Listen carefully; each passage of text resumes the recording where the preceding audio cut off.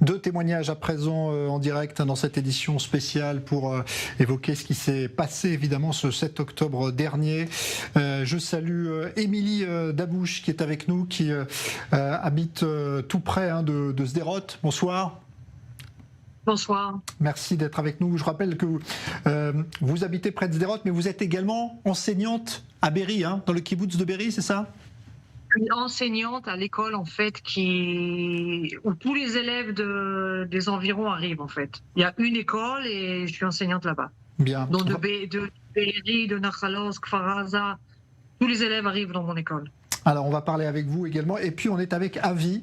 Bon, il y a une connexion entre vous, on va l'évoquer après, mais Avi, lui, est un rescapé de ce qui s'est passé à Nirim, l'un des kibbutz qui a été martyrisé par ces terroristes du Hamas. Bonsoir à vous, merci d'être là, Avi.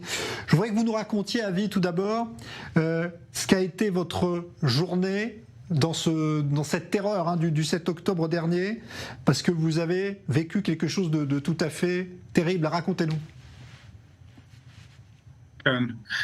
Nous nous sommes réveillés vers 6h30 du matin à Nirim avec les sirènes, les alertes à la roquette. Nous avons couru dans la pièce protégée, on en a l'habitude. Ma femme et les enfants, et ces deux enfants de 12 et 15 ans. Et après quelques minutes, nous avons commencé à entendre des tirs d'armes à feu à Nirim. Donc j'ai tout de suite fermé tous les volets, j'ai verrouillé la porte, j'ai amené les téléphones portables et l'eau et j'ai dit qu'on devait être en silence. On a éteint la climatisation, on a éteint la lumière.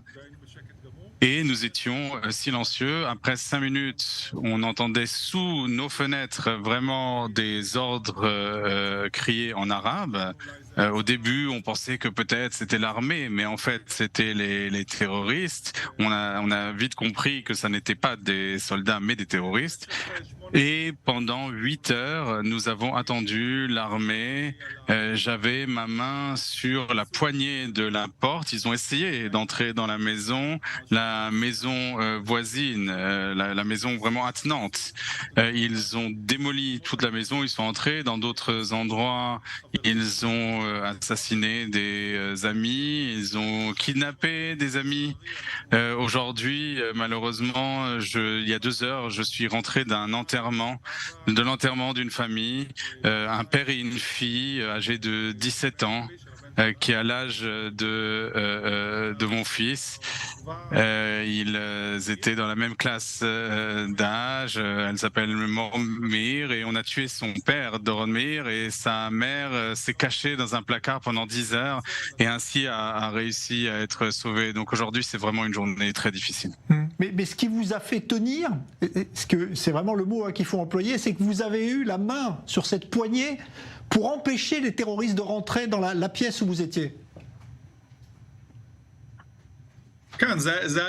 Oui, c'était la seule arme dont je disposais. Plus tard, quand on est sorti, on a compris ce qui s'était passé, en tout cas plus ou moins. Il y a eu des héros à Nirim, les gens du groupe de défense du kibbutz qui étaient armés et qui ont réussi à freiner, ou en tout cas à réduire les nombres des victimes en attendant que l'armée arrive. Et même une fois que l'armée est arrivée, pendant plusieurs heures, nous étions enfermés dans la pièce protégée. Puis on a encore passé 20 heures ensemble dans un abri, tous les membres du kibbutz, c'est seulement le 8 octobre vers 14 heures qu'on nous a fait sortir, on nous a évacués dans des autobus et depuis nous sommes à Eilat. Eh ben, quelle odyssée terrible. Émilie, vous étiez en contact avec Avi pendant ce qu'il vivait? Vous saviez ce qu'il était en train de vivre? Oui. Quand j'ai entendu les sirènes et les booms, je l'ai tout de suite appelé parce qu'en fait, je sais qu'ils sont très proches. Et il m'a dit au téléphone, je ne peux pas parler. Donc je me suis demandé qu'est-ce qui se passe. Et en fait, il m'a envoyé un message comme quoi il y avait des terroristes dans le kibbutz. Voilà. Pendant des heures, on était là en train de se demander ce qu'allait se passer en fait, moi et mes enfants, parce que mes enfants en fait, ils étaient chez lui, ils sont rentrés le vendredi chez moi. Donc je sais pas, voilà, j'ose même pas imaginer Une chance qu'il soit revenu chez moi. Oui, on était en contact tout le temps. Et vous, en plus, Émilie, vous saviez ce qui se passait parce que peut-être vous regardiez la télévision et quand vous avez vu l'horreur de ce qui se passait, est-ce que vous l'en avez informé? Est-ce que vous lui avez dit à Avi, justement, lui qui était en train de se cacher? C'est-à-dire que nous non plus, on ne savait pas. Au début, il y en a qui ont commencé à envoyer des images de terroristes dans des routes. Franchement, je n'y croyais pas. Je lui dis à mon fils, mais n'importe quoi, c'est des fake news, n'importe quoi, quel rapport? Et c'est quand j'ai vu ça à la télé que j'ai commencé à comprendre. Mais en fait, on ne savait pas ce qui se passait, nous non plus. On savait qu'il y avait des terroristes, où et quand, et qu'est-ce qu'ils étaient en train de faire. Mais on ne savait pas, en fait. Je ne savais pas que j'avais la moitié de mes élèves qui étaient en train de se faire égorger, plus leurs parents, plus... Je ne savais pas, en fait. C'est le lendemain qu'on a commencé à comprendre, mais pendant des jours après qu'on a commencé à comprendre ce qui s'était vraiment passé, en fait. Combien d'élèves vous avez perdu, malheureusement, dans cette tragédie, Émilie, vous le savez aujourd'hui? Entre ceux qui étaient mes élèves et ceux qui sont... Franchement, j'en sais rien, mais beaucoup. J'ai aussi un élève, par exemple, toute sa famille est morte. Voilà, il est tout seul. C'est-à-dire son père, sa mère, ses 2 sœurs, ils sont tous morts. Lui, il a été sauvé parce qu'il est parti faire du jogging le matin. Et c'est ce qui l'a sauvé, en fait. Un autre élève, c'est pareil, les grands-pères, les pères, des élèves tués, des professeurs tués, enfin, dans tous les sens, quoi, en fait. Voilà, on ne sait pas comment on va revenir à une vie normale. C'est pas... C'est vrai que la question, on ne se la pose pas encore aujourd'hui parce qu'on est encore sous le choc et vous devez l'être, vous encore plus, parce que c'était vraiment tout proche et vous, Avi.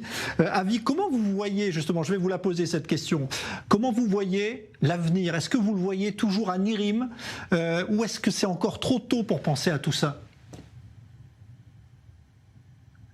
Tout d'abord, c'est vrai qu'il est encore tôt. Je veux rentrer chez moi, je n'ai pas d'autre chez moi, c'est ma maison, Nérim. Et donc je veux rentrer chez moi.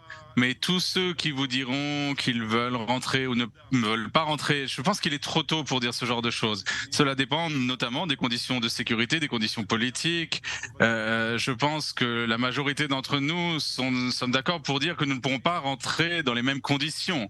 Dans les conditions qui étaient celles du 6 octobre 2023, parce que nous comprenons maintenant ce que cela signifie que le Hamas soit sur la clôture.